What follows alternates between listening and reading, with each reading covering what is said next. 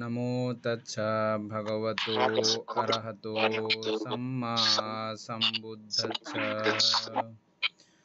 জগৎপূজ্য মহাকারুণিক তথাগত সম্যক সম্বুদ্ধ শ্রীচরণে কৃতজ্ঞ প্রণাম নিবেদন করে প্রজ্ঞাপারমিতে অংশগ্রহণকারী সকল উপাসক উপাসিকাগণের নিরোগ দীর্ঘায়ু সুখী জীবন তথা জ্ঞান বিমণ্ডিত জীবন কামনায় শুরু করতে চলেছি আজকের অভিধর্ম চর্চা ক্লাস।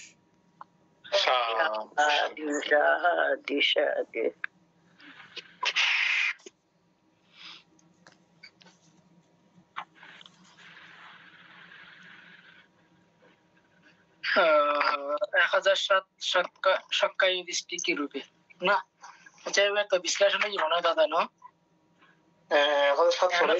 মনে হয় নাকি ওই সম্পর্কে সক্কাই ছাত্র সম্পর্কে জিজ্ঞেস করে কি ফরানো হয় তারপরে 1008 ভিতরে গেলাম বন্দনা বানতে ঠিক আছে তাইলে পড়ি ফেলুন বন্দনা বানতে বাদ একসাথে হইতো হ্যাঁ হইছে ভিতর ডর আছে বলতে না আর এনে এগুলো কি ব্যাপারে জানিস বানো ইন্দে হবে না কেন ওরি একবার পড়ে ফেলুন তাইলে একবার পড়ে অবিতাম হয়তো বলো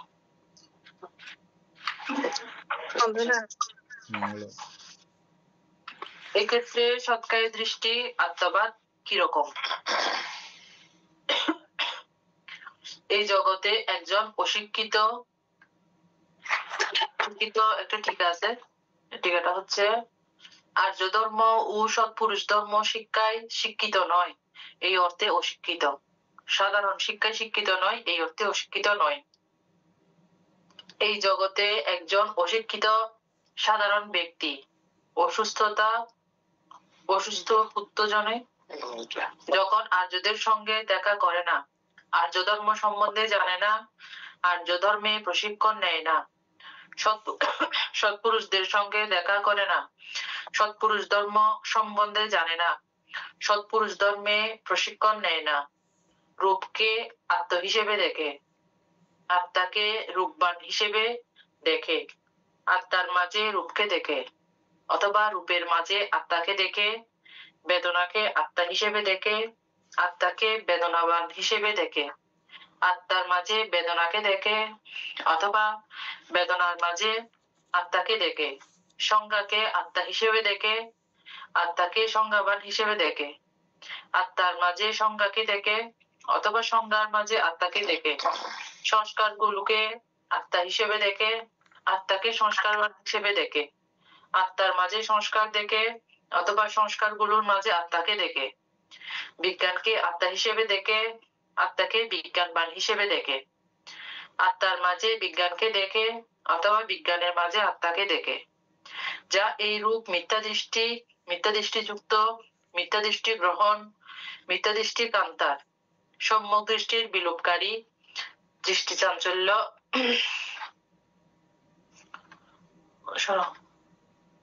দৃষ্টি সংযোজন, দৃঢ়গ্রাহী, দৃঢ় প্রতিষ্ঠা, অভিনিবেশ দৃঢ়ভাবে আঁকড়ে ধরে থাকে।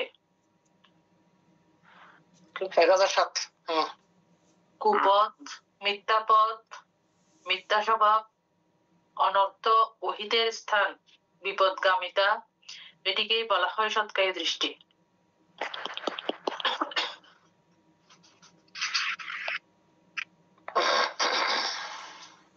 ইহর মধ্যে সক্কায় দৃষ্টি ন বুঝলে তার খনিকে বুঝতে ন ভানলার আর খনিকে বুঝিবার জো নাই না খুব সুন্দর প্রত্যেক এগুলো দেখে বুঝি তো অসাধারণ তারা অসাধারণ মানে খবর মতো ন বইয়ের গান কেন পড়ন্ত বইয়ের গান ওহাতে সৎকারী দৃষ্টি কি রূপ? এই সংসারে পৃথকজন অর্থাৎ মার সংসারী বা অশিক্ষিত লোকে, অস্ত্রপত বা অজ্ঞ, আর্যগণের অদর্শনকারী, আর্যধর্ম সম্বন্ধে অদক্ষ, আর্যধর্মে অবিনীত, সৎপুরুষগণকে অদর্শনকারী, অর্থাৎ সৎপুরুষগণের সহিত সাক্ষাৎকারী নহে। সৎপুরুষ সৎপূর্ববর্ষের ধর্ম সম্বন্ধে অদক্ষ, সৎপূর্ববর্ষের সৎপুরুষের ধর্ম সম্বন্ধে অদক্ষ আর কি।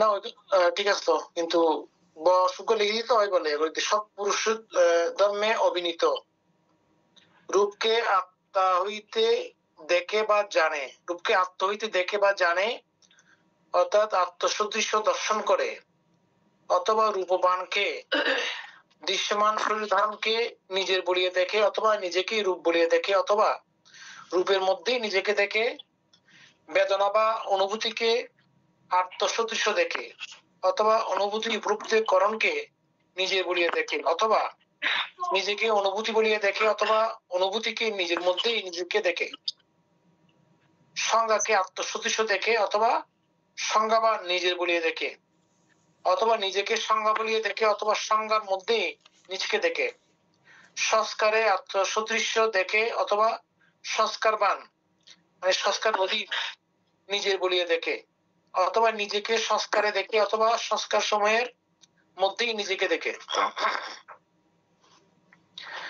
বিজ্ঞানকে আত্মসদৃশ্য দেখে, অথবা বিজ্ঞানবানকে বিজ্ঞানের অধীনকে নিজে বলিয়ে দেখে, অথবা নিজেকে বিজ্ঞান বলিয়ে দেখে, অথবা বিজ্ঞানের মধ্যেই নিজেকে দেখে, যা এইরূপ দৃষ্টি অর্থাৎ মতবাদ, দৃষ্টিগত কুসংস্কার বা বিশ্বাস, দৃষ্টিগ্রহণ বিবেচনার বনজঙ্গল, দৃষ্টিকান্তার মতের বা ধর্মমতের বিজন প্রদেশ, মতবাদে বা অনুমানে শরীর মোচড়াইয়া ফেলে এরূপ অবস্থা, মতবাদ বা ধর্ম বিশ্বাসজনিত বিবাদ, দৃষ্টি সংযোজন বা শূন্য গর্ভ বিবেচনা, বদ্ধ সংস্কার অর্থাৎ কল্পনা বা বিশ্বাস, প্রতিগ্রহণ বা গ্রহণ, অভিনিবেশ অর্থাৎ প্রবণতা বা ঝোঁক, সংলগ্নতা, কুমার্গ বা ভুল পথ, মিথ্যা বা অসত্য পথ, মিথ্যা বা অসত্য বর্ণনা, চিত্তায়ন অর্থাৎ ধর্মীয় সম্প্রদায়ের গণ্ডি বা পরিবেশ, বিপরীত দৃষ্টি বা ধারণা, ইয়াকে বলা হয় সৎকারী দৃষ্টি। বন্ধু সুন্দরী, এটা আমরা গত ক্লাসে আলোচনা করেছিলাম, আর এটা পড়ার পরে এটার প্রত্যেকটা মিনিংস বুঝে গেলে আর আলোচনা করারও দরকার নাই। সৎকারী দৃষ্টি সম্পর্কেও আপনাদের পরিয়ত্তে জ্ঞান যথাযথ হবে এতটুকুর মধ্যে আমি মনে করতেছি। দ্বিমত পোষণ করলে কেউ বলতে পারেন।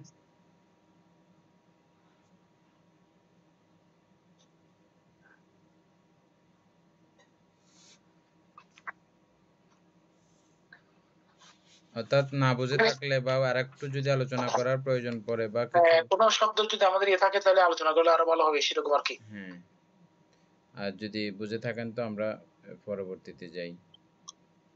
হ্যাঁ ঠিক আছে, তো এটা তো ক্লিয়ার আছে। বানতে এটা বোঝা গেছে। কথায় মিথ্যা দৃষ্টি, এটা মানতে আমাদের প্রতিনিয়ত হচ্ছে, কিন্তু আমরা এটা আচরণ করতে হবে আর কি, এখান থেকে একটু একটু করে চেষ্টা করতে হবে বেরিয়ে আসার জন্য। এটা তো সম্পূর্ণ একটা মানসিক আচরণ। উপাসিকা এটা সম্পর্কে একটু বক্তব্য দেন তো। সৎকারী দৃষ্টি সম্পর্কে এই তো এটা আমরা যেটা পড়ে আসছি, এটা এখন নতুনত্ব ভাবে আপনার কি উপলব্ধি হলো? আগে যেটা ছিল এখন এটাতে আরেকটু বিশদ বিশ্লেষণ আছে এখানে, তো এটাতে আপনার কি নতুনত্ব আসলো এটা নিয়ে? নতুনত্ব বলতে বলতে আমি আগে যেটা জানতাম ওইটাই আবার রিফ্রেশ হয়েছে, এরকম আর কি। ওইরকমই আছে আমার। অর্থাৎ আমরা যেটা বলি এটা নরমালি আপনি আগে বলছিলেন যে আমাদের চিত্ত চৈতসিক, চিত্তেরও অনেকগুলো চিত্ত এমনি এমনি সংগঠিত হয় না, চিত্তের মধ্যে অনেক কিছু সংযুক্ত হয়ে একটা চিত্ত গঠিত হয়। তাহলে আপনি যেভাবে বলছেন আলাদা আলাদা করে দেখার জন্য, তখন যখন আলাদা আলাদা আলাদা করে দেখি, ওখানে আমরা নির্দিষ্ট একটা জিনিস পাই না, যে যেটা কোনো কিছু সংযুক্তি ছাড়া, কোনো কিছু সাহায্য ছাড়া এমনি এমনি কোনো জিনিস পাই না। তাহলে আমাদের চিত্তর মাধ্যমে সবকিছু সৃষ্টি হয়। তো ওখানে যেহেতু সবকিছু একটার সাথে একটা জোড়া লেগে বা সবকিছু সহযোগিতায় এই চিত্রগুলো গঠিত হয়। তো ওটাকে আমরা যখন ঠিকভাবে জানতে পারি না, তখন এটা আমরা আত্ম বলে ধারণা করি। ওই আত্মধারণাটাই মিথ্যা দৃষ্টি বলা হচ্ছে এখানে। আত্মটাকে একটু শাশ্বতবাদ। ভিন্ন কথায় ভিন্ন ভাবে বলেন, মানে আরো আরো শব্দ, অন্য শব্দ ব্যবহার করেন।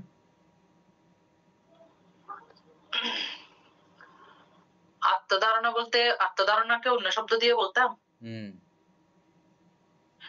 ওইটা অর্থাৎ আমি যদি এখন চিন্তা করি যে আমরা আগে যেটা এই জিনিসটা জানার আগে যেটা জানতাম, আমি একটা মানুষ, আমার একটা মন আছে, আর এই মনটা মানে কোনো কিছু সহযোগী ছাড়া এমনি একটা মন।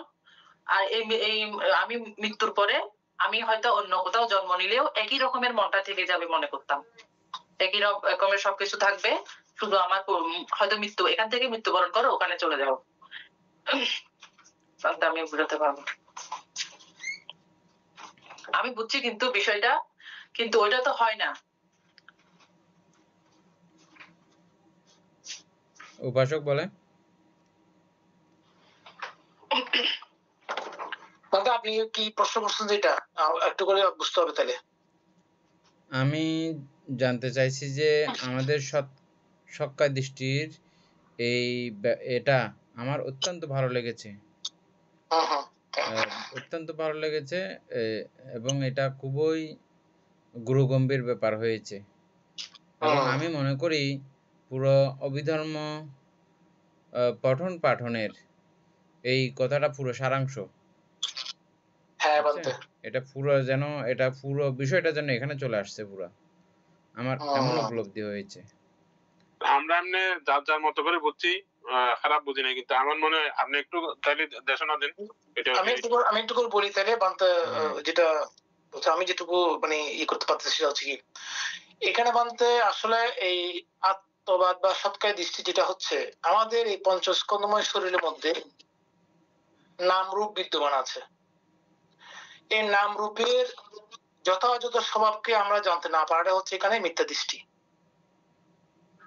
নাম রূপের যথাযথ স্বভাব বলতে কি, আমরা লৌকিকভাবে যেটা জানি এটা আসলে পুরোপুরি মিথ্যা দৃষ্টি, যেটা অভিধর্মের বাহ্যিক বিষয়। আর অভিধর্মের মধ্যে আমরা ঢুকতে যাই, তাহলে অভিধর্মে ঢুকতে গেলে আমাদের এইভাবে বিষয়টাকে করতে হবে কি, প্রত্যেকটা বিষয়কে আপনার বসে বলছেন, প্রত্যেকটা বিষয়কে আসলে সত্যটা জানা, প্রত্যেকটা বিষয়ের সত্যটা জানা। কোন সত্য? এটা পারমার্থিক সত্য, যেটা আমরা জেনে আসছি, যে বিশ্লেষণ করলে দেখা যাচ্ছে শূন্য ছাড়া কিছু নাই। যেমন আমাদের এখানে আমরা যেটা জানি, এটা কি বলে,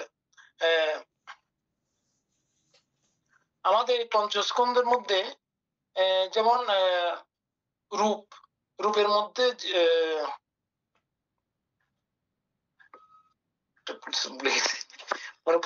আমি একটা সুন্দর একটা মনে পড়ছে, পুট করে বলে গেছি, কেটে গেছে। আমি একটু করে এখানে করি, মানে আমরা আগে মনে করতাম যে আমার একটা যখন যে কোনো কাজ বা চিন্তা ভাবনা সবকিছুর মধ্যে আমি করতেছি একটা বলতাম, ওই আমিটা কি দিয়ে সংগঠিত, আমিটা কোথা থেকে আসতেছে এটা আমরা জানতাম না। তো এখানে দেখা যাচ্ছে ওই আমিটা যেটা করতেছে, ওই আমিটা অনেক কিছু বিষয়ে সংযুক্ত হয়ে আমিটা আসতেছে, কিন্তু এটা না, আমিটা এখন নামে মাত্র আমি, ভিতরে কিন্তু আমি বলতে এরকম স্পেশাল কোনো কিছু নাই। হ্যাঁ, আমার মনে পড়ছে, আমি চাচ্ছিলাম এটা রূপের কথা বলছিলাম, যেখানে যেমন আমাদের রূপটা গঠিত হয় চারি মহাভূত, পটবী, আপদ, বায়ু, তেজ, ধাতু, তাই না? এই চারি মহাভূতটা দেখা যাচ্ছে কি, আমাদের প্রত্যেকটা বিষয়বস্তুতে এটা এটা কি বলে, শব্দটা আসছে না, ওইভাবে জড়িত আছে, কিন্তু এটা কি গুণগত বিষয়টা আছে, কিন্তু গুণগত বিষয়টা যদি আমরা ভাঙতে যাই, দেখি এখানে শূন্যতাই বিরাজমান হয়। এখানে মূল বিষয়টা হচ্ছে এটাই আমাদের বুঝতে হবে। আর মন থেকে যদি মনটাকে করতে হয়, তাহলে আমাদের সর্বোচ্চ সাধন চৈতসিক দিয়ে আমরা দেখলে এখানে আসলে কিছুই পাওয়া যাচ্ছে না। তো এইটা যদি এইভাবে দেখি তাহলে আমরা আসলে মূল পর্যায়ে অভিধানের বিষয়ে যেতে পারবো, তা নাইলে আমরা সবসময় সৎকার দৃষ্টির মধ্যেই পড়ে থাকবো। এটাই হচ্ছে মূল কথা আমার মনে হয়। বাধ্য হ্যাঁ, ঠিক আছে। সুকুমার বাবু বলতে চাচ্ছেন?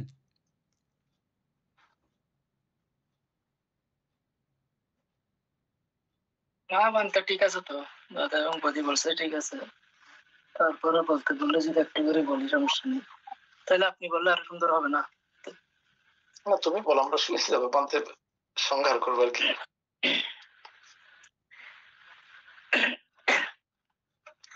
আচ্ছা, আমি অন্যভাবে এমনি অর্থাৎ বলি, দাদারা তো একদম গভীরভাবে বলছে, তার একদম সহজ ভাবে একটু করে বলি দেখি আর কি বানতে।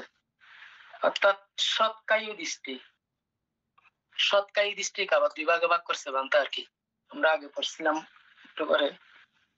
তো অর্থাৎ সৎ অর্থ মানে তো যে আমার, আর কায়ী অর্থ হচ্ছে যে দেহ। তো অর্থাৎ এই আমার দেহ, শরীর আমার ধারণাকে বলা হয় অর্থাৎ সৎকায়ী দৃষ্টি বা মিথ্যা দৃষ্টি। অর্থাৎ বানতে যেমন ধরেন, এই যে দাদা তো বলছে পঞ্চস্কন্ধের কথা অথবা রূপের কথা বলছে, ওদিক দিয়ে যাচ্ছি না যেহেতু দাদা সুন্দর করে বলছে। তো আমি আবার ওদিক দিয়ে যদি এমন হতে যে এই আমার শরীর, আমার আত্মা, অর্থাৎ এই যে যেমন ধরেন আমার স্ত্রী, আমার পুত্র, আমার কন্যা, আমার ঘর বাড়ি, মানে ইত্যাদি আর কি, মানে বিত্তসম্পদ সবকিছুকে মানে মানতে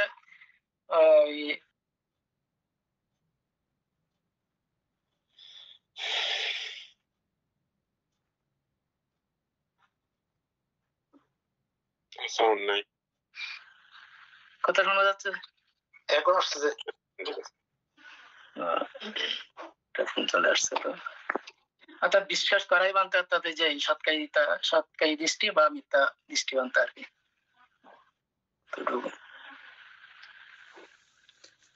সুশান্ত বাবু বলতে চাচ্ছেন? বানতে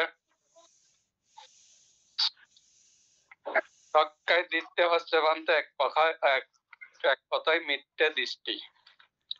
কোনো কিছুর উপর মিথ্যা ভাবে ধারণা করে যেটা বিশ্বাস করি, এটা হচ্ছে মিথ্যা দৃষ্টি। যেমন এই আত্মা আমার, এই আত্মা, এটা হচ্ছে মিথ্যা দৃষ্টি। এই পঞ্চস্কন্ধ আমার, এটা হচ্ছে মিথ্যা দৃষ্টি। যেমন সূর্য পূর্ব দিকে উঠে পশ্চিম দিকে অস্ত যায়, আমরা যদি মনে করি এটা হচ্ছে আমাদের অজানা, এটা মিথ্যা দৃষ্টি।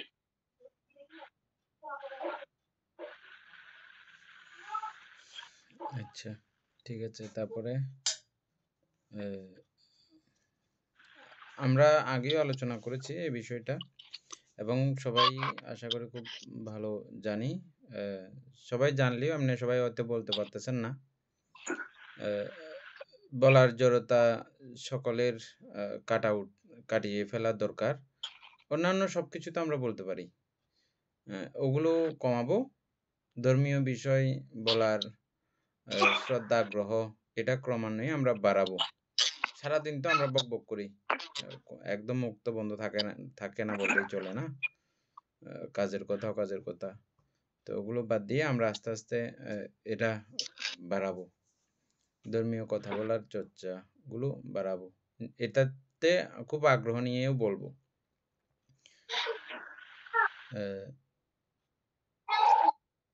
এক কথায় হচ্ছে যে দেহ মন সম্পর্কে মিথ্যা ধারণা হচ্ছে যে সক্কাদৃষ্টি। এখানে একটু মানে আর একটু গভীর ভাবে বলেছে, প্রত্যেকটা বিষয়কে কেন্দ্র করে করে। যেমন বেদনা, এটা একটা চৈতসিক মাত্র। এই বেদনাকে কোন একটা বিষয় বলে মনে হয়, কোন একটা পার্টিকুলার একটা বিষয় বলে মনে হয় আমাদের কাছে। ও বেদনার অনেক পাওয়ার, অনেক ক্ষমতা আমাদের কাছে মনে হয়ে যেতে পারে। ওই যে বেদনাকে আমি একটা বিষয় ভাবে একটা দিকে ওকে মনে করলাম, চিন্তা করলাম, বেদনা কোনো একটা বিষয়, বেদনা একটা জিনিস এটা। হ্যাঁ, কিন্তু বেদনা কোনো কিছু না, বেদনা জিরো, বেদনা কিছু না। বেদনাতে বেদনা কোনো কারণীয় কোনো প্রকারীয় বেদনায় বেদনা দাবি করতে হবে আমি বেদনা এই কথা বেদনায় বলার সাহস সুযোগ বেদনা থেকে নাই। ঠিক একইভাবে বিজ্ঞানের এটা বলার কোনো হিম্মত নাই, সাহস নাই আমি বিজ্ঞান। সংস্কারেরও কোনো হিম্মত নাই, সাহস নাই যে আমি সংস্কার এটা বলার জন্য। রূপের তো নাইও নাই। হ্যাঁ, এভাবে আমাদের পুরো মনোজগতের সমস্ত জ্যোতিষিকগুলো এককভাবে তাদের কাছে কারো কাছে কোনো ক্ষমতা নাই। অথচ দেখেন ওই ছোটখাটো বিষয়গুলোকে কেন্দ্র করে পুরো বিজ্ঞানটা হয়েছে। আর ওই বিজ্ঞানের চিন্তা চেতনা ফলপ্রসূত ব্যাপারকে কেন্দ্র করে আমি এটা আমার এগুলো আমরা পুরো এখানে এই বিজ্ঞান তৈরি হয়েছে যাদের সাহায্য দিয়ে, তারা কেউ এখানে সাহস করতেছে না। আবার তাদের সহযোগিতা নিয়ে এই যে উঠেছে ও এ সমস্ত কিছু দাবি করতেছে। হ্যাঁ, তো ওটা অনেক মানে স্থূল বিষয় আমরা আগে যেটা জানতাম। আর এটা অনেক সূক্ষ্ম থেকে অত্যন্ত সূক্ষ্মতর অবস্থায় পৌঁছে গেছে। তবে ভালো হয় প্রত্যেকটা লাইন আমার অ্যাপসের ব্যাপারটা খুব ভালো লাগছে। অ্যাপসের প্রত্যেকটা লাইন যদি আমরা আরেকবার যদি টাচ দিতে পারি আমার মনে হয় এটা অত্যন্ত ভালো হয়। অ্যাপসের লাইনগুলো অ্যাপসের মধ্যে যেটা পড়েছে সুন্দর হয়েছে। মানে একদম ওই সর্বচিত্ত সাধারণ জ্যোতিষিক দিয়ে মানে শুরু করছে তো বানতে। হ্যাঁ, এখানে মানে এত সুস্পষ্ট ব্যাপারটা পুরা যারা বুঝে নাই বা কম বুঝেছে আজকে এটা ক্লিয়ার হয়ে যাবে। আর আমি এই জন্যই জোর দিচ্ছি যে পুরো অভিধর্ম পিটক করে বিশাল সাগরের মতো না, এটা অভিধর্ম পাঠটান তো কোনো শেষ নেই, আপনারা জানেছেন শুনেছেন। হ্যাঁ, এত বিশালত্ব এই জায়গাটা বা এই সক্কায় দিকটিটা বুঝলে আপনি পুরো মানে অভিধর্ম বুঝে গেছেন মতোই অবস্থা। আর সত্যি কথা যে এই সক্কায় দিকটি চলে যাওয়া মানে আপনি শ্রোতাপত্তি মার্গফল লাভী। আর এটা চলে যাওয়া মানে এটা যে কোনো প্রকারই হোক, এটা আপনি পড়তে চলে যাক, বই পড়তে চলে যাক, অথবা ধ্যান করতে চলে যাক, যেভাবেই চলে যাক, চলে গেলেই আপনি শ্রোতাপত্তি, চলে গেলেই আপনার চারি অপায়ের দরজা বন্ধ। না, যেকোনো একটা গেলে ওগুলো এমনি চলে যাবে, একটা গেলে ওগুলো থাকবে না। হ্যাঁ, একটা গেলে ওগুলো থাকার নাই যে সুযোগ নাই যে। কয়টা আছে যে এখানে? সক্কাদিট্টি, বিচিকিৎসা, এটা গেলে মাত্র ওই দুটো তো এমনি আসবে আপনার কাছে, এগুলো একটার সঙ্গে একটা রিলেটেড। আমরা কিভাবে বুঝবো আমরা শ্রোতাবদ্ধ হয়েছে কিনা না হয়নি? না, তোমার নিজের মধ্যে উপলব্ধি হবে, তোমার আচার ব্যবহার। যে মুহূর্তে আপনি শ্রোতাপতি মার্গফল লাভ করবেন সে মুহূর্তের পর মুহূর্ত থেকে উনি চাইলেও আর কোনোভাবে পঞ্চশীল ভঙ্গ করতে পারেন না, যে কোনোভাবে ওনার দ্বারা এটা সম্ভব হয় না। হ্যাঁ, এটা অনেক পরিস্থিতির মধ্যেও, খারাপ পরিস্থিতির মধ্যেও উনি পঞ্চশীল ভঙ্গ করতে পারেন না। আর সেটা ছাড়াও তিনি স্ব-উপলব্ধি করতে পারেন এটা শ্রোতাপত্তি মার্গফল লাভ করলে। তবে আমার গুরুবান্তে এটাকে একটু স্পেশাল করে বলতেন, একটা চুল্ল শ্রোতাপন্ন একটা কিছু বলতেন।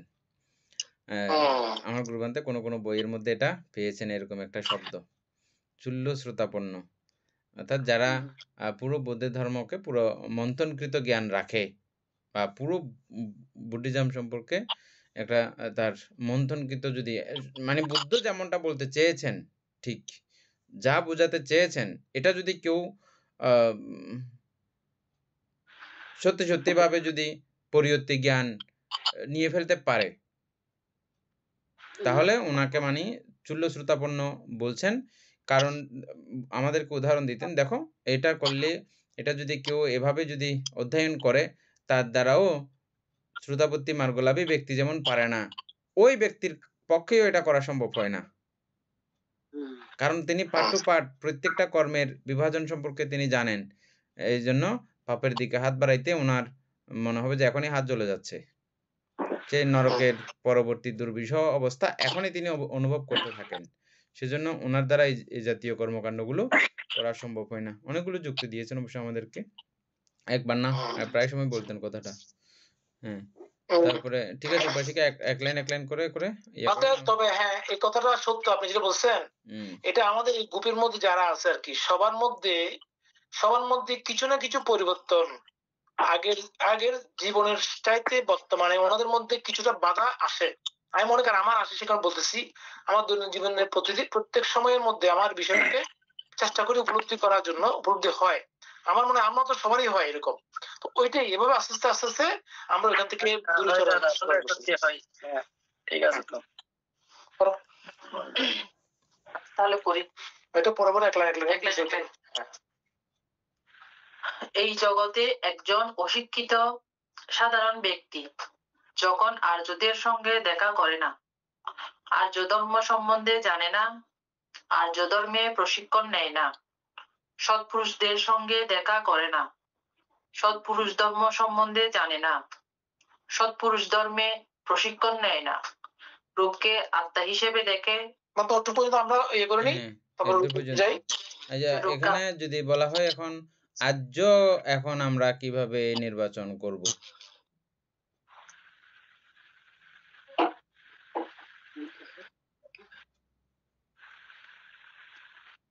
যিনি পরিকর্ম একদম মানে আনতে পরিকর্ম মানে পরিষ্কার সম্বন্ধে যথাযথ সম্বন্ধে জানা আর কি জানিবান আর কি পরিকর্ম সম্পর্কে যথাযথভাবে পালন করে আর কি।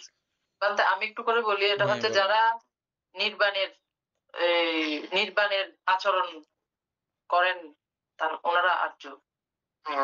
আর যত বলতে শ্রোতাপন্ন থেকে শুরু হবে তাই না? হ্যাঁ শ্রোতাপত্তি মার্গ থেকে অরহত ফল পর্যন্ত এরা সবাই হচ্ছে যে মূলত আর্য। তো আমরা সেই দিক থেকে যদি খুঁজতে যাই তাহলে তো আর্য পাওয়া আমাদের জন্য মুশকিল হয়ে যাবে। হ্যাঁ তাহলে তো ওই কথা সেটা দিয়ে তো আমরা এটা কুলকিনারা পাবো না। হ্যাঁ তো না পাইলেও একটা ওয়ে বুদ্ধ রেখেছেন, ওইভাবে যদি চিন্তা করি একটা ওয়ে রেখেছেন, সেটা হচ্ছে যে ধম্মাকায়িক বুদ্ধ।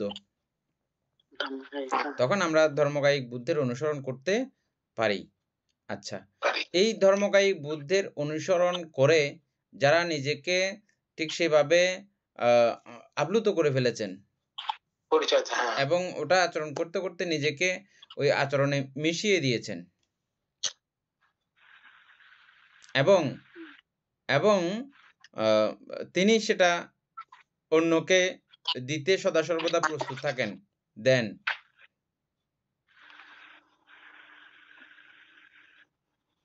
মানে আর্য ধর্ম বিলাতে চেষ্টা করেন, এই বিষয়টাই। এখন বোঝা গেছে না আর্য কিভাবে পাবো আমরা? এই প্রথম সত্য হচ্ছে যে আর্যগণের সাক্ষাৎ পেতে হবে, আর্যগণের সংস্পর্শে যেতে হবে, আর্যগণের সংস্পর্শে থাকতে হবে, আর্যগণকে শ্রদ্ধা সম্মান গৌরব করতে হবে, পূজা করতে হবে।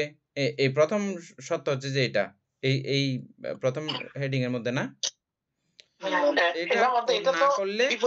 এটা না করলে আপনাদের কাছে আর্য থাকবে কোথায়? আমরা যদি আজকে এই মহান ভিক্ষু সংঘকে যদি আমাদের পরম্পরা জ্ঞাতিগণ সবাই দিয়ে আসছেন বলে চারি প্রত্যয়াদি, তাহলে ভিক্ষু সংঘ টিকেছে। যেখানে যেখানে ভিক্ষু সংঘ দান পায়নি সেখানে সেখানে ভিক্ষু সংঘ থাকতে পারেনি, পেরেছে? হ্যাঁ অনেক সময় আমরা দেখি অনেক দেশের মধ্যে আছে এরকম ভিক্ষুরা স্বনির্ভর হয়ে গেছে, মানুষ থেকে দান পাচ্ছে না, অন্য উপায় অবলম্বন করে তারা জীবন জীবিকা করছে। তো এটা করতে গিয়ে তার নিজের যেমন ক্ষতি হয়ে যায়, মানুষও ধর্ম লাভে বঞ্চিত হয়ে যায়। চর্চা করে না, চর্চা না করলে উনি কাউকে দেওয়ার মতো যে পরিস্থিতিও পান না, বুঝছেন? তো তাহলে সবকিছু মিলেমিশে আর্যদের প্রতি অনুগত থাকলেই আর্যগণ আর্য ধর্ম দান করেন। এই আর্য ধর্ম তখন আমরা পেতে পাই এটা। তারপরে আরো কয়েকটা হ্যাঁ সৎপুরুষদের সঙ্গে দেখা করে না, একই যারা সৎপুরুষের সঙ্গে এভাবে দেখা করবে না, সৎপুরুষ ধর্ম সম্পর্কে জানবে না, প্রশিক্ষণ নেয় না। হ্যাঁ যেমন আমরা এখানে অনেকেই আছি, কোনো সৎপুরুষদের সঙ্গে দেখা দেখি করার সময় আমাদের নাই। তারা এই ধর্মকে জানার কোনো সুযোগ হয়েছে? হ্যাঁ এমনি শুধু জানে যে না এটাই বুদ্ধ ধর্ম, কঠিন চিবর দানে যাওয়া আরো পঞ্চশীল গ্রহণ করা বিহারে বা বিভিন্ন অনুষ্ঠানে, আরো অষ্টশীল। অষ্টশীল, মোমবাতি আগরবাতি জ্বালিয়ে দেওয়া, বুদ্ধ পূজা তোলা, এগুলোর মধ্যে উনি মনে করে যে এটাই আমাদের বৌদ্ধ ধর্ম। ঠিক। এতটুকুর মধ্যেই এটা সীমাবদ্ধতা থেকে যাবে। আর্যগণের সান্নিধ্যে গেলেই তখন তিনি এটা এমনভাবে কলাকৌশলী, আর্যগণকেও ভাবে কলাকৌশলী হতে হয়। বিশেষ করে বুদ্ধ ভিক্ষুদেরকে এভাবে কলাকৌশলী হওয়ার জন্য উপদেশ দিয়েছেন। মানে মানুষ এক একজন এক এক চরিত্রের মানুষ। কারো দ্বারা তার তথাগত সম্যক সম্বুদ্ধের মতো করে ওভাবে চিত্ত বিজানন করে দেওয়া ওটা তো সম্ভব না। না হলেও একটু কলাকৌশলী হতে কিন্তু বুদ্ধ বলেছেন ভিক্ষুদেরকে। একটু কলাকৌশলী মানে এদের মোটিভ বুঝে কথা বলা, ওদের আকার ভঙ্গি বুঝে কথা বলা, হ্যাঁ, এটা বলে আগে তার মতো করে তাকে তার মন জয় করতে হবে। তারপরে পরবর্তীতে আমারটা আমি আস্তে আস্তে করে দিব। না হলে দীর্ঘদিন সময় দিতে হবে। যেমন সময় দেওয়ার ব্যাপারটা কিরকম বলছি যে আমরা পিণ্ডাচরণ যাওয়া, কন্টিনিউ পিণ্ডাচরণ যাইতে যাইতে উনি আমার প্রতি মৈত্রীপরায়ণ হয়ে যাবে। আর ওই মৈত্রীকে কেন্দ্র করে আমি পরবর্তীতে ওনাকে ধর্মদান করতে পারবো। আচ্ছা, তারপরে আচ্ছা, তারপর বলছে রূপকে আত্মা হিসেবে দেখে, আত্মাকে রূপবান হিসেবে দেখে। রূপকেও আত্মা হিসেবে দেখে, মানে রূপও এটা একটা বিষয়। যেমন এখন যেমন সবকিছু ঠিকঠাক আছে যে আমাদের মনে হয় যে হ্যাঁ রূপও তো একটা কিছু, এটা তো ফেলে দেওয়ার কিছু না। হ্যাঁ, এটা তো বহুত কিছু। নাকি রূপকে আমি হিসেবে দেখে, অর্থাৎ আমরা তো আগে যেটা আমরা আগে জানতাম আর কি। হ্যাঁ, এটা বলছে। মানে রূপও একটা কিছু জিনিস এটা। কিন্তু এখন আমরা দেখতেছি রূপ কোনো জিনিস না, এটা কলাপের সমষ্টি মাত্র। আবার কলাপও 8টা বিষয়ের সমন্বয় মাত্র। কলাপও 8টা বিষয়ের সমন্বয়। হ্যাঁ, ওই 8টা বিষয় আবার ওই 4টা বিষয়ের সংযোগ হওয়াতে আরো 4টা যোগ হয়ে গেছে যে। তাহলে ওইভাবেই পুরো দেহের অস্তিত্ব। পুরো তাসের ঘরের মতো একটা টান দিবেন, তাসের ঘর যেমন সবগুলো পড়ে যায়, তাসের ঘরের মতো এই কাণ্ড। তাহলে এটা ভুল প্রমাণিত হয়ে গেল। আবার এরপরের শব্দ কি আছে? আত্মাকে রূপবান হিসেবে দেখে। হ্যাঁ, আত্মাকে রূপবান হিসেবে দেখে। হ্যাঁ, না না, অর্থাৎ আত্মাই মনে করে যে আমি এই রূপের মালিক।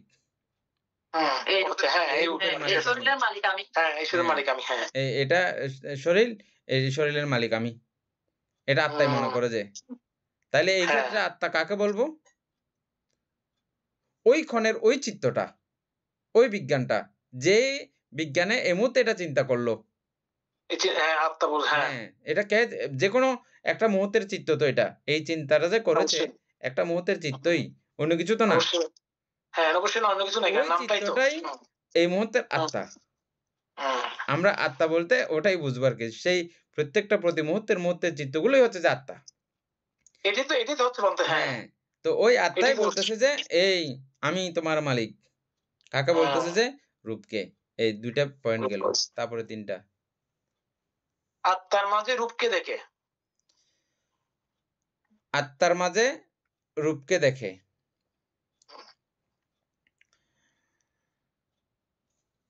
এটা একটু আমি বলছি। হ্যাঁ, বলেন। আমি বলি, এটা আমাদের আগে যেটা ভুল ধারণা ছিল, আমি আগে মনে করতাম যে আমি যদি এখন মরে যাই, অর্থাৎ আমি মরে গেলে যে কোনো জায়গায় জন্ম নিলে আমার এখন বর্তমানে যে রূপ কায়ুটা আছে, আমি ওইখানে গিয়ে একই রূপ কায়ুটা আমার তৈরি হবে মৃত্যুর পরে। আগে মনে করতাম আর কি। মানে যখন একদম কিছু বুঝি নাই, সৎকার দৃষ্টি সম্পর্কে একদমই জানতাম না, এবিসিডিও জানতাম না তখন আর কি। তখন মনে করতাম মরে গেলে যেখানে উৎপন্ন হব ওখানে এই শরীরও একই রকমের উৎপন্ন হবে, একই রকমের মন মানসিকতা সব থাকবে, এরকম মনে করতাম। এটা মনে হয় সেম কাছাকাছি। এটা একটু নির্বিষ করলে হয়ে যাবে। একদম যথাযথ করেছেন, ধরতে পেরেছেন। হ্যাঁ, এটা হচ্ছে যে আত্মার মধ্যে রূপকে দেখেন, অর্থাৎ এই আত্মা আবার পুনরায় রূপ সৃষ্টি করতে পারে। সে রূপী, আবার চাইলে রূপ সৃষ্টি করতে পারে, এর এমন ক্ষমতা আছে। এটা মনে করা, এটা জানা, এটা বুঝা। হ্যাঁ, ভিন্ন দিকে মোড় ঘুরাবেন না, এখানে ভিন্ন দিকে মোড় ঘুরাবার ব্যবস্থা আছে। এটাও যেন না ঘুরে, এটাও সাবধান।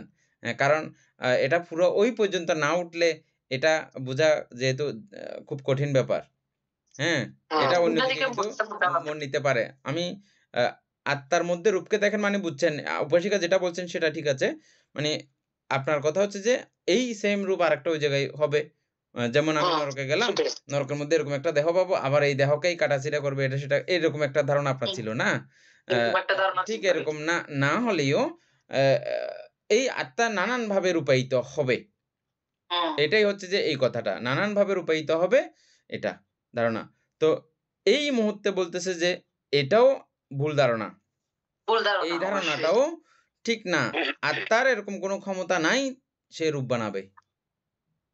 এখানে তো আত্মা বলে নির্দিষ্ট কোনো কিছু নাই। নরমালি তো এখন যেটা বুঝছি আমরা হুম, এ মৃত্যুর সময় যে চিত্তটা শ্রুতি চিত্তের মধ্যে যে চিত্তটা উৎপন্ন হবে ওই চিত্ত অনুযায়ী নতুন আরেকটা রূপ তৈরি করবে। সেটা কিরকম হতে পারে আমরা জানি না। হুম। সেটা স্থান অনুযায়ী ওটা ভিন্ন রূপ ওই তৈরি চুক্তির করবে। উপর ভিত্তি করে। শ্রুতি চিত্তের উপর নির্ভর করবে। ওখানে শ্রুতি চিত্ত তো আত্মা নয়। হ্যাঁ, এই মুহূর্তে চ্যুতিচিত্ত এগুলো আনলে আবার এটা গুলাই ফেলবেন। এটা না, না, ওগুলো বাদ রাখতে হবে আপাতত। ওই চিন্তাচেতনা আপাতত সম্পূর্ণ বিচ্ছিন্ন করে রাখতে হবে। এটা অন্য কারণ জগৎ। এটা ভালো করে বুঝতে এটা হবে জগৎ আমাদেরকে। আলাদা। আমরা ওই হুম। জগতে ছিলাম, ওই জগৎ আলাদা। এই জগৎটা সম্পূর্ণ আলাদা। এই জগৎটা আমাদের গুরুবান্তের স্টাইল পুরা। বুঝা গেছে? আমাদের গুরুবান্তে যেভাবে বলেন আরকি। পরম শ্রদ্ধেয় প্রজ্ঞাবংশ মহাতের মহোদয়। হ্যাঁ? না এটা পুরা ওই স্টাইল। ভান্তের ওই থিওরিটা বুঝলে এটা সেম।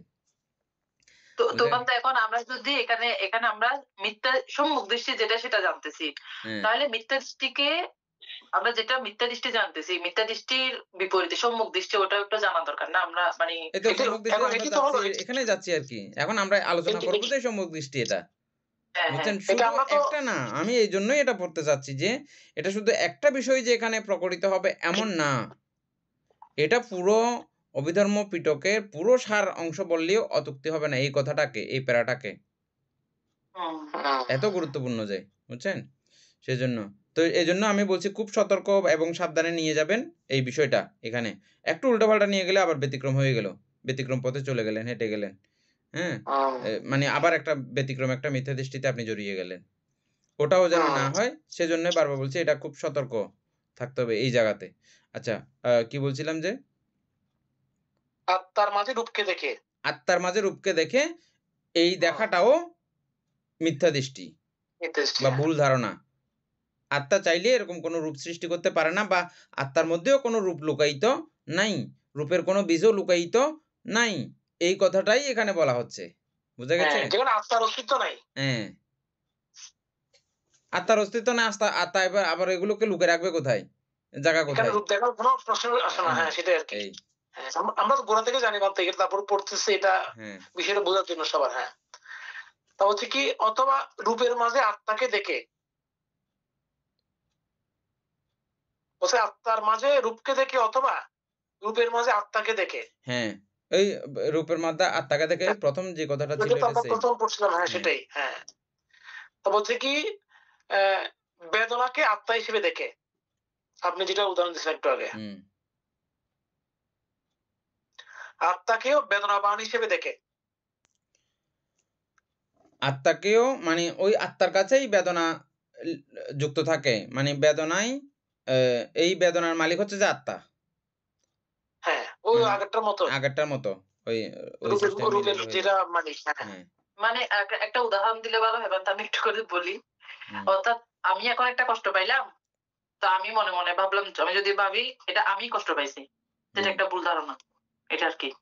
ওইটা কে বলছে? ওই আত্মা নামক ওই চিত্তটা। ওটাই হ্যাঁ, বলছে যে আমি কষ্ট পাইছি। বুঝছেন? হ্যাঁ, আমি কষ্ট সত্যিকার তো পাইছি। আমি ওরকম না, আমি তো নাই। মানে আমি আত্মাই ধরে নেয় যে এটা আমার কষ্ট। হ্যাঁ, এটা ওই কোনো আত্মার অনুভূতিটা। কষ্ট না। এখানে কষ্ট পাবার কোনো ব্যক্তি নাই। হুম। কষ্ট পাইছি যে এরকম কাউকে আপনি খুঁজে পাবেন না। আমি নামরূপের গাথাটা বলি যে এগুলো আপনারা ধ্যানের সময় বলি যে এটা বোঝার জন্য। এগুলো আস্তে, আস্তে আমি কয়েকবার বলতে আপনারা বুঝে যাবেন। ওমা এটা তো এই কথা, এটা তো এই কথা। অসাধারণ এই নামরূপের গাথাটা। বুঝছেন? আমি হ্যাঁ, প্রায় সময় আবৃত্তি করি এটা। হ্যাঁ, এটা যত আবৃত্তি এগুলো করবেন তত জ্ঞান বিকশিত হবে। এই জাতীয় কিছু তাহলে কথা ভাবতে আছে। আমাদেরকে একটা ফটো দিলে ভালো হইতো। একটা ছবি তুলে দিলে ভালো হইতো। আমি আপনাদেরকে বই সহ দিয়ে দিয়েছি। বই সহ দিচ্ছে তোমার। দিছে দিছে। আচ্ছা ঠিক আছে। আচ্ছা, আত্মার মাঝে বেদনাকে দেখে অথবা ওই বেদনার সেম মাঝে আত্মাকে উল্টা দেখে। করে আর কি। হ্যাঁ, বুঝেন না এটা? আগের সেম একই। হ্যাঁ, আত্মার মাঝে বেদনাকে দেখে অথবা বেদনার মাঝে আত্মাকে দেখে। আহ, এদিকেও দেখতে পারে, ওইদিকেও দেখতে পারে। হ্যাঁ, কিন্তু মূলত মূলত অস্তিত্ব নাই, দুটাই অস্তিত্বহীন।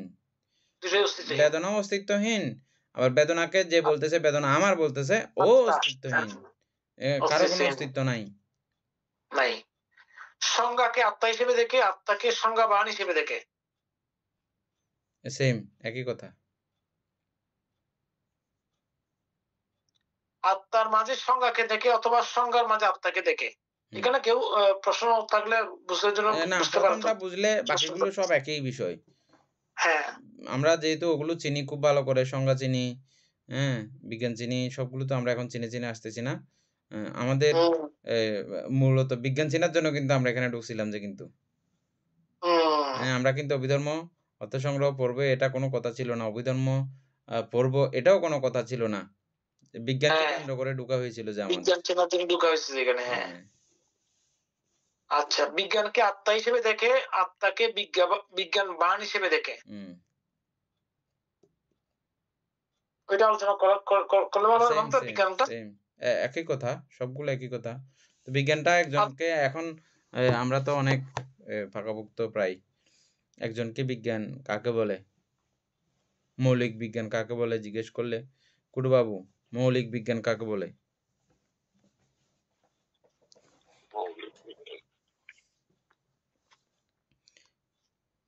রিঙ্কু বড়ুয়া প্রস্তুত থাকেন। বিজ্ঞানটা তো একটু মনে আছে, মৌলিক বিজ্ঞানটা তো বিজ্ঞান মনে থাকলে বিজ্ঞান বললে হবে। বিজ্ঞান বলে বিজ্ঞান হচ্ছে যে দেখি যে দেখার সংযোগের নামটা কি যে বলতে গেছে, হচ্ছে যে মনে করে দিতে হবে মানতে, মানে কিছু একটা দেখার পরে মাধ্যমটাকে কি বলে যে, এটা দেখেন আমার বুঝলাম না। আলম্বন। আলম্বন, আলম্বনের মাধ্যমে যেটা আলম্বনের মাধ্যমে যেটা চিত্তে আলম্বনের মাধ্যমে, আচ্ছা ঠিক আছে, এই রিঙ্কু বড়ুয়া বলেন।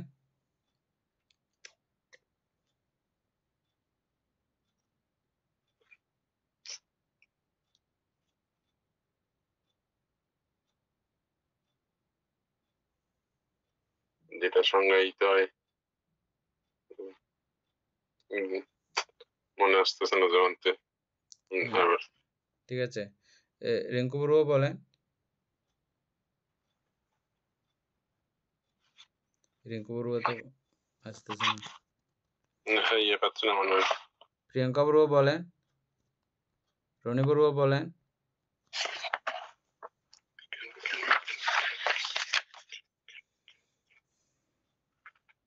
বিজ্ঞান বলতে আমরা জানি যে চিত্ত।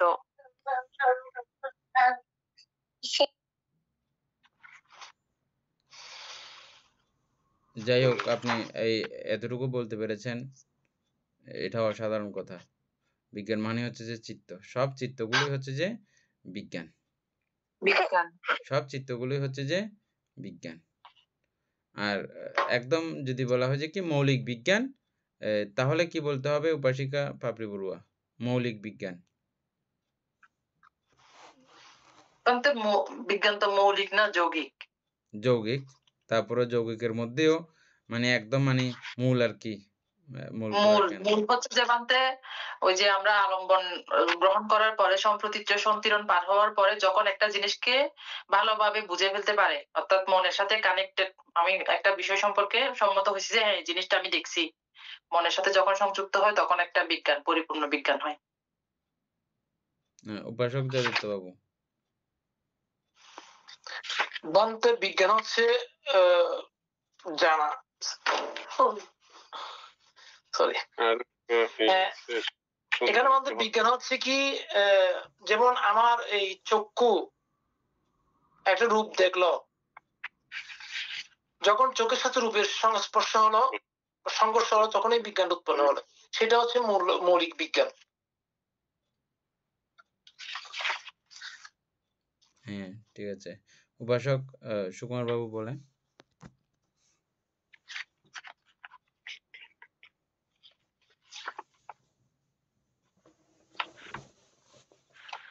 তো বিজ্ঞান হচ্ছে যে আমাদের শরীরের মধ্যে যা উৎপন্ন হয় আর কি, তাই অর্থাৎ বিজ্ঞান। এমনি অর্থাৎ এই যে যদি শরীরের মধ্যে যদি চক্ষু দিয়ে যদি বলতে হয় আমাদের, যখন কোনো আলম্বন চক্ষু দ্বারা অর্থাৎ উপস্থিত হয়, তখন অর্থাৎ চক্ষু অর্থাৎ চক্ষু দ্বারা আলম্বন উপস্থিত হয়েছে, তাই অর্থাৎ যে মানে অর্থাৎ বিজ্ঞান বলতে। যাই হোক, আমাদের নর্মাল ভাবে হচ্ছে যে 89 প্রকার বিজ্ঞান, এগুলো সবগুলোই বিজ্ঞান, তবে এগুলো প্রকারভেদ করে 89 প্রকার হয়েছে। আরো একটু বেশি প্রকারভেদ করলে 121 প্রকার হয়ে যায়। তারপরে এগুলো সবগুলোর একটা মূল বিজ্ঞান, যেটা আমরা শুধু বিজ্ঞান যদি বলি, শুধু বিজ্ঞান, একদম কোনো ইয়া ছাড়া, কোনো কাণ্ড কারখানা ছাড়া, সবগুলো তো কাণ্ড কারখানায় যুক্ত হয়ে যায়। ইয়া থেকে শুরু করে সম্প্রতীচ্য, সন্তিরণ, এগুলো সবগুলো কাণ্ড কারখানা যুক্ত হয়ে গেছে। এই কাণ্ড কারখানার আগের যে বিজ্ঞান বা একদম মূল গোড়াতে মৌলিকভাবে যে থাকে, সেটা হচ্ছে সর্বচিত্ত সাধারণ চৈতসিক। এটাই হচ্ছে যে মূল বিজ্ঞান বা মৌলিক বিজ্ঞান। এটা দিয়ে আমরা শুরু করেছি, কিন্তু মনে রাখবেন, হ্যাঁ, এটা প্রশ্নটা জানার জন্য। আচ্ছা, মৌলিক বিজ্ঞান হচ্ছে সর্বচিত্ত সাধারণ চৈতসিক। হ্যাঁ, হ্যাঁ। তো এদের মধ্যে এখানে কোনো জুলজাল নাই, কিছু ঝামেলা নাই, এটা পরিষ্কার স্বচ্ছ।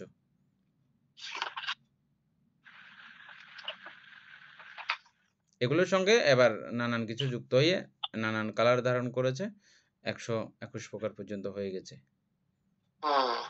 আচ্ছা, মৌলিক বিজ্ঞান বলতে এগুলো হচ্ছে বেস, ওগুলোর মাধ্যমে বাকিগুলো বেসিক, ওগুলো। হ্যাঁ, আমরা যদি কখনো যদি বলি ওই যে মানে বিজ্ঞানটা কি, শুধু বিজ্ঞান, শুধু বিজ্ঞান, কোনো স্পেশাল ইয়া না, এটা কামবচর চিত্ত, কামবচর বিজ্ঞান, রূপবচর বিজ্ঞান, এরকম যদি নাম হয়, তখন নাম ছাড়া শুধু বিজ্ঞান বললে ওটা নাম যুক্ত হয়েছে স্পেশাল ভাবে। সম্প্রতীচ্য বিজ্ঞান, এটা নাম যুক্ত হয়ে গেছে। সন্তিরণ বিজ্ঞান নাম যুক্ত হয়েছে না, এই নাম হওয়ার আগে শুধু যদি বিজ্ঞান বলা হয়, তাহলে ওই সর্বচিত্ত সাধারণ চৈতসিক, সর্বচিত্ত সাধারণ চৈতসিক, সর্বপ্রকার চিত্ত চৈতসিক। এমনি মধ্যে আমরা চিত্ত জানা, তারপর মন, এগুলো সবগুলো তো ওইটাই বিজ্ঞান। এটা একই নাম। মন, চিত্ত, এটা কি বলে, সেটা জানন, বিজনন। হ্যাঁ, আচ্ছা, তাহলে এই সর্বচিত্ত সাধারণ চৈতসিক গুলো যদি মূল বিজ্ঞান হয়, এগুলো তো সর্বচিত্ত সাধারণ চৈতসিক বলতেছে, এগুলো তো বিজ্ঞান হওয়ার উপকরণ। হ্যাঁ, এটা বিজ্ঞান হওয়ার উপকরণ। কিন্তু মৌলিক বিজ্ঞান বলে তো আমার মাথায় গুলে আসতো না, মানে আমরা তো বুঝিও নাই এটা মৌলিক বিজ্ঞান। এখন ক্লিয়ার হয়ে গেছে না? হ্যাঁ, এখন লিখে রাখবেন, কারণ এটা দিয়ে আমরা যেহেতু পড়া শুরু করছি, এটার কারণে যেহেতু আমরা অভিধর্ম পড়া শুরু করছি, এটা আগে শুধু বিজ্ঞান বিজ্ঞান ওইটা আছে, এখন ওই মৌলিক কথাটা আগে আসে না আসলে। ভান্তে প্রথমে যখন অভিধর্ম পড়ছিলাম, তখন চেতনাকেই বিজ্ঞান বলে জানছিলাম, এভাবে করে পড়া শুরু করছিলাম আর কি আমরা। তারপর আস্তে আস্তে সর্বচিত্ত সাধারণ চৈতসিক, প্রত্যেকটা চিত্তের সাথে যে মানে বিজ্ঞান ইয়া আছে, ওটা তারপর আস্তে আস্তে জানছি আর কি আমরা। এবং আরেকটা বিষয় আমরা প্রকাশ করেছিলাম, এই সর্বচিত্ত সাধারণ চৈতসিক কোনোটাকেই এককভাবে বলার মতো পর্যায়ে, এককভাবে দেখিয়ে দেওয়ার মতো পর্যায়ে পরিস্থিতি থাকে না। একটাকে দেখাই দিতে গেলে ওরা 6 জনে উকি মারে, আরো বাকি 6 জন যারা আছে ওরা উকি মারে। যে কোনো একটাকে আলাদা করে দেখাই দেওয়া যায় না, বেদনাকে আলাদা করে দেখানো সম্ভব না। যখন প্রত্যয় পড়া হয় তখন, হ্যাঁ, যখন প্রত্যয় আমরা পড়তে যাই, তখন বুঝতে পারি যে সবটা একটা সাথে একটা মানে সংযুক্ত। যাই হোক, প্রিয়ঙ্কা বড়ুয়া চর্চা করতেছেন, আপনাকে ধন্যবাদ, কৃতজ্ঞতা। ভান্তে উপাসিকা, তারপরে লাইন। ভান্তে কাউকে পড়তে হবে, আমাদের মোবাইল চার্জ চলে গেছে। উপাসক সুকুমার বাবু অ্যাপসে অ্যাপসের মধ্যে এরপরের লাইনটা।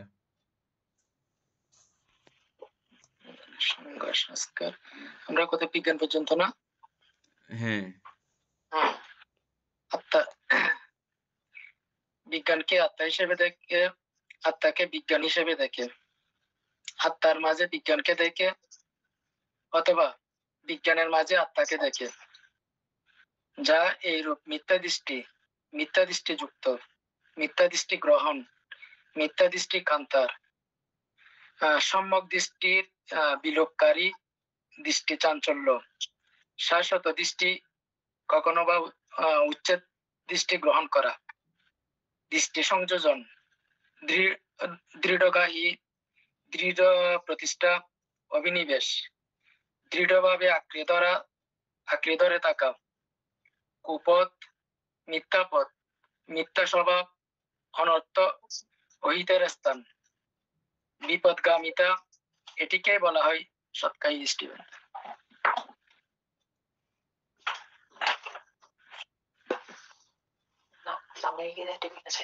সবগুলো একসঙ্গে টানে চলে গেছেন যে একটা একটা করে আমরা করছিলাম যেত ও আচ্ছা, বিজ্ঞানের পরের থেকে।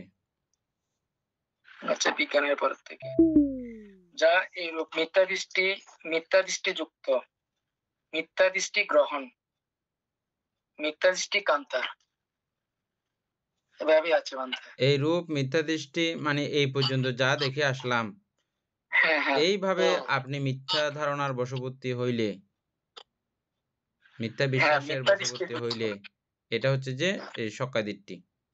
তারপরে কুপথে পরিচালিত হইলে, কুপথ কাকে বলবো আমরা এখন? আর্য অষ্টাঙ্গিক মার্গ ছাড়া আর বাকি যত আছে সবগুলো কুপথ।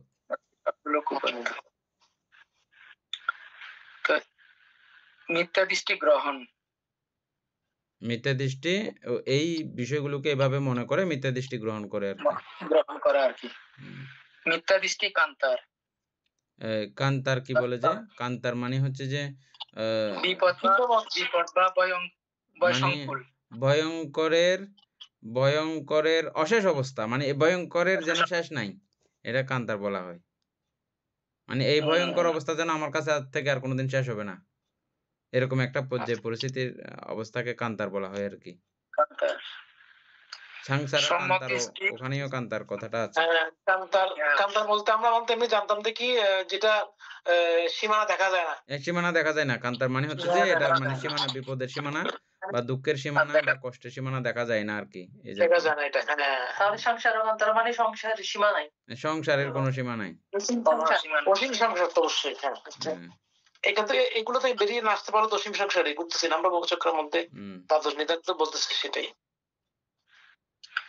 সম্যক দৃষ্টির বিলোপকারী, এবং সম্যক দৃষ্টি টুকটাক থাকলেও আপনার কাছে কেউ দিল আর কি হালকা পাতলা, কিন্তু এটাই যদি আপনাকে পেয়ে বসে ওগুলো সম্যক দৃষ্টিগুলো সব মিলে ফেলবে আর এটাই। হ্যাঁ, এটা হচ্ছে যে সম্যক দৃষ্টির বিলোপকারী, বিলোপ করে দেবে একদম। ব্যতিক্রম মানুষের সঙ্গে মিশবেন, মানুষের সঙ্গে মিশবেন, প্রত্যেক দিন একটু একটু করে গুড়ি লাতে লাতে একেবারে করে দেবে। সেজন্য বুদ্ধ বলেছেন আসে বানাসা বা আলানা, মানে মূর্খ ব্যক্তি যত সেবা না করতে পারো তত মঙ্গল। প্রথম মঙ্গল, একদম 38 প্রকার মঙ্গলের মধ্যে প্রথম মঙ্গল হচ্ছে যে মূর্খ ব্যক্তির সংস্রব, মূর্খ ব্যক্তির সেবা, মূর্খ ব্যক্তির আশেপাশের ছোঁয়া, সাক্ষাৎ লাভ, এগুলো থেকে যত দূরে থাকা যায় তত মঙ্গল। ডেঞ্জারাস কথা, এগুলো দার্শনিকরা শুনলে আশ্চর্য হয়ে যায়। মানে দার্শনিকরা এটা ফোরা মাত্র আশ্চর্য যে মূর্খ লোকের সংস্রব এত ভয়ঙ্কর, এত দুর্বিষহ, ও চাইলে একটা মানে তছনছ করে দিতে পারে একটা জীবনকে, সাজানো গোছানো জীবনকে তছনছ করে ফেলতে পারে প্রত্যেক দিনের একটু একটু গুটি চালতে চালতে। আমরা সব সময় একটাই উদাহরণ দিই, অজাতশত্রু এবং দেবদত্তের উদাহরণ।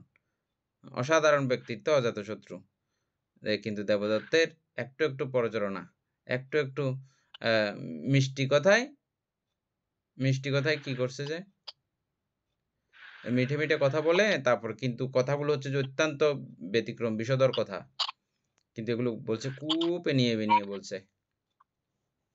হ্যাঁ বানতে আমাদের এমনি এই বর্তমানে আমরা যে অবস্থা আছি এখান থেকে আমি মনে করি কোথাও গেলে ওই বিষয়গুলো ক্ষতি হয় আমাদের জন্য, আমার জন্য ব্যক্তিগত ভাবে কোথাও গেলে আপনার বলে না, আলোচনা গুলা আপনার বলে না, এটা এগুলা সকলের জন্য এগুলো বাড়ি হয়ে যাচ্ছে। পরে চিন্তা করি আহা এই সত্যি কথা আমরা কোথায় ছিলাম, কোথায় অবস্থা আছি, কোথায় কি প্রচেষ্টা করতেছি, কিন্তু এই বিষয়গুলো আমাদের ভাবেই তো করতেছে। তো এগুলো থেকে কাটিয়ে উঠতে পারতে সময় চলে যায়, সময় লাগে। আবার তারপরে হ্যাঁ বানতে সম্যক দৃষ্টি লক্ষ্য দৃষ্টি চাঞ্চল্য, অর্থাৎ কখনো শাশ্বত দৃষ্টি, কখনো উচ্চের দৃষ্টি গ্রহণ করা। সঠিকটা না বুঝলে আপনি মাঝে মধ্যে মনে করেন না না কিচ্ছু নাই, এগুলো উচ্ছেদ সবগুলো ইয়ে বিভব তৃষ্ণা আর কি, যেটা আমরা আলোচনা করেছিলাম। আবার কোনো কোনো সময় মনে হয় যে না না এগুলো আত্মাবাদ, না না এটা মানে এরকম দৃষ্টি চাঞ্চল্য, এটাও ওই সকায় দৃষ্টিরই অন্তর্গত। মানে সকায় দৃষ্টি থাকলে এরকম করে চিত্তটা সারাক্ষণ, না এটা ঠিক মনে হয়, না ওটা ঠিক মনে হয়, না না এগুলো সবকিছু এগুলো কেউ না বানাইলে এমনি এমনি হয় নাকি, কেউ বানাইছে এগুলো, সৃষ্টিকর্তা কেউ আছে, এমনি এমনি হবে নাকি এরকম, না না অবশ্যই অবশ্যই আছে। এই জাতীয় নানান ধরনের বিতর্ক চঞ্চলতা সারাক্ষণ চলতে থাকে এই সম্মুখটা সঠিকটা না বুঝলে। তারপরে দৃষ্টি সংযোজন। দৃষ্টি সংযোজন হচ্ছে যে এই দৃষ্টির কারণে আপনি এখানেও দেখেন নানান দিকে আপনার সংযোগ হয়ে যায়, সংযোগ তৈরি হয়ে যায় এই মিথ্যা ধারণার কারণে। মিথ্যে এখানে এই জায়গাটা না বোঝার কারণে নানান সংযোগ অকুশলভাবে সংযোগ সৃষ্টি হয়ে যায়। সংযোজন আর কি, আমরা যে দশ সংযোজন পড়ছিলাম না, সবগুলো মিথ্যা দৃষ্টি সংযোজন। যদিও বা এখানে আপনি স্বর্গে ব্রহ্মলোক সবগুলো কিন্তু আছে। না শেষ দাদা বুঝতে হবে তো সেরকম না। দৃঢ়গাহী দৃঢ় প্রতিষ্ঠা, দৃঢ়গাহী গাড়ি বই দিন হইরে ধীরগ্রাহী, হ্যাঁ খুব উপাদানের মতো আর কি, উপাদান আর কি, খুব শক্ত গ্রহণ করেছে। অভিনিবেশ, অভিনিবেশ অভিনিবেশ মানে ওই ব্যতিক্রম বিষয়ের মধ্যে একদম ইয়ে করে থাকা, মানে প্রাণবন্ত করে রাখা, ওটাকে ব্যতিক্রম জায়গাকে ভুলকে প্রাণবন্ত হয়ে ওটার সঙ্গে মিশে থাকা অভিনিবেশ। আলিঙ্গন করা কি বলতে, আলিঙ্গন করা, হ্যাঁ মিশে থাকে এবং দৃঢ়ভাবে আঁকড়ে ধরে থাকা, হ্যাঁ আর কি। কুপথ, মিথ্যাপথ, কুপথ, মিথ্যাপথ, মিথ্যা স্বভাব বা ভুল পথ, হ্যাঁ ঠিক আছে তো, এটা বোঝাচ্ছে। অনর্থ, অহিতের স্থান, অনর্থক শুধু শুধু আর কি, ঠিক আছে। অনর্থ অহিতের স্থান, অনর্থক বলতে মানে এটাও ঠিক আছে, কিন্তু অনর্থক মানে আমার বহু, যেমন আমি একদিকে গেলাম, ওইদিকে গেলাম, হাঁটতে গেলাম, আমার ঠ্যাং ভেঙে গেছে, অনর্থ হয়েছে, আমার হাত ভেঙে গেছে মানে অনর্থ হয়েছে। বা আমি আগুনে জ্বলে পুড়ে মরে গেলাম, ওর কথা ধরে হাঁটলাম আমি, এটা আমার অনর্থ হয়েছে। অনর্থ জিনিসটা বোঝানোর জন্য। হ্যাঁ অর্থ অনর্থ, অর্থ বলতে তো আমরা এমনি টাকা বুঝি আর কি, হ্যাঁ অর্থ মানে আমার এটা এখানে সুখ হয়েছে, স্বস্তি হয়েছে। অনর্থ মানে আমার নানান ভাবে বিঘাত তৈরি হয়েছে, অশান্তি তৈরি হয়েছে, এটাকে বলা হয় অনর্থ হয়েছে আমার।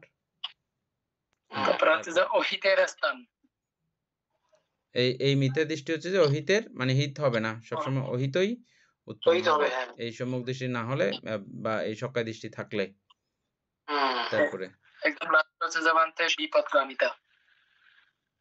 হ্যাঁ এটা হচ্ছে যে বিপদে নিয়ে যাবে, বিপদে নিয়ে যাবে, এবং সবসময় আপদ বিপদ এগুলো থাকবেই। এটিকে বলা হয় সৎকাই দৃষ্টি। শেষ হয়েছে না? হ্যাঁ ঠিক আছে। সদ্ধর্মপ্রাণ প্রিয় উপাসক উপাসিকা বৃন্দ, এতক্ষণ যাবৎ আমরা অতীব আনন্দ চিত্তে এক কথায় এটা এই প্যারাটা আপনারা আবার বারবার নিজেরাও পড়ে দেখবেন, এবং প্রয়োজনে এটা তো ডাউনলোড করা থাকবে, এটাও আবার রিপিট করে দেখতে পারেন। আমাদেরও কোনো মিস্টেক সমস্যা থাকতে পারে, আবার দেখলে এগুলো আমাকে জানাবেন। অনেক ভিডিওর মধ্যে এরকম আমরা আগে যেটা সমস্যা ছিল আমাকে বিভিন্ন জনে জানিয়েছে, এগুলো আবার পরবর্তীতে সংশোধনও করেছি আমরা, সেভাবেও দৃষ্টি রাখবেন। এতক্ষণ যাবৎ আমরা অতীব আনন্দের সহিত বহু পুণ্যচিত্ত সম্পাদন করেছি এবং শ্রেষ্ঠতম পুণ্যচিত্ত আমরা করেছি এই পর্যন্ত, এবং আনন্দিত হওয়ার জন্য বা আমাদের প্রসন্নতা বাড়ার জন্য আমি কথাগুলো প্রায়ই বলি, জগতের শ্রেষ্ঠতম শিক্ষা হচ্ছে যে বুদ্ধের ত্রিপিটক শিক্ষা। আর এই ত্রিপিটকের যেটা অন্যান্য জায়গাতে এগুলো গল্পের আকারে বা একটা জিনিস বুঝাইতে গিয়ে অনেক দূর বলা হয়েছে, অনেক কিছু বলেছে, কিন্তু এখানে এটা পুরো মূল বিষয়, সার বিষয়টা এই পুরো অভিধর্ম পিটকের মধ্যে রয়েছে। আমরা সেই অভিধর্ম পিটকই অতীব আনন্দ চিত্তে আমরা পঠন পাঠন করে চলেছি। আমাদের অফুরন্ত পুণ্য সাধিত হয়েছে। এই পুণ্য রাশি অনন্ত চক্রবাসী সত্যগণকে দান করছি, গুরুভান্তেদিওকে দান করছি, মাতা পিতাগণকে দান করছি, এবং যারা আমাকে প্রতিনিয়ত এভাবে ধর্মচর্চায় সহযোগিতা করছেন, যারা আমাকে প্রতিনিয়ত চারিপ্রত্যাদি দান করছেন, তাদেরকেও এই পুণ্যরাশি দান করছি। এই পুণ্যরাশির কাছে আমরা প্রত্যেকে প্রার্থনা করব, নির্বাণ লাভ করা অবধি অসৎ ব্যক্তি, মূর্খ ব্যক্তি পাপ মিত্রের সংসর্গ লাভ না করে সদা সর্বদা জ্ঞানদর্শী কল্যাণ মিত্রের সান্নিধ্য সংসর্গ লাভ করতে সক্ষম হই। এইরূপ সাধু কামনা পোষণ করে আজকের মতো ক্লাস এখানেই সমাপ্ত করছি। সাধু সাধু